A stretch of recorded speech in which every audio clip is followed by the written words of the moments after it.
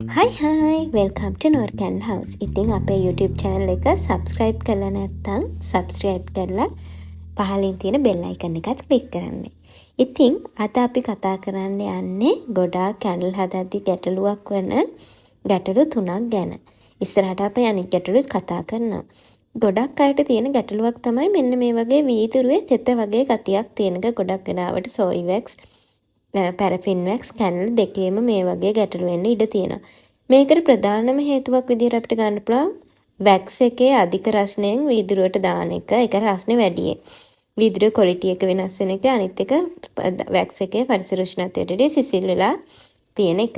හරි. අපි දැන් ඒකට කරන්න පුළුවන් මොනවද කියලා බලමු. ඉස්සෙල්ලාම කරන්න පුළුවන් අපිට ග්ලාස් එක ප්‍රීහීට් කරන්න පුළුවන්. ඒකට තමයි මම අර කලින් වීඩියෝ එකේ කිව්වේ අපිට හීට් ගන්න එකක් හරි හෙයාර් ඩ්‍රයිව් එකක් හරි වමනා වෙනවා කියලා. මොකද අපි වැක්ස් එක දාන්නේ සෙල්සියස් අංශක 80ක වගේ උෂ්ණත්වයකින්.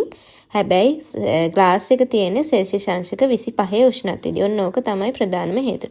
ඊළඟට ග්ලාස් එක තෝරගනිද්දි ක්වොලිටි ග්ලාස් එකක් අනිවාර්යයෙන්ම කැන්ඩල් එකක් හදද්දි තෝරගන්න ඕනේ.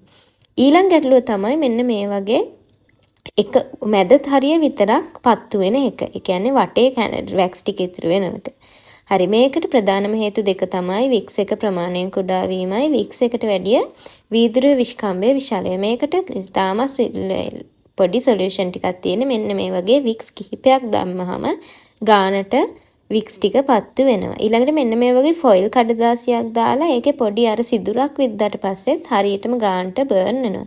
ඉතින් ඔයාලගේ මොනවා හරි තව ප්‍රශ්න තියෙනවා නම් කමෙන්ට් කරන්න. වීඩියෝ එක ගැන මොනවද හිතෙන්නේ කියලාත් කමෙන්ට් එකක් දාන්න. බයි.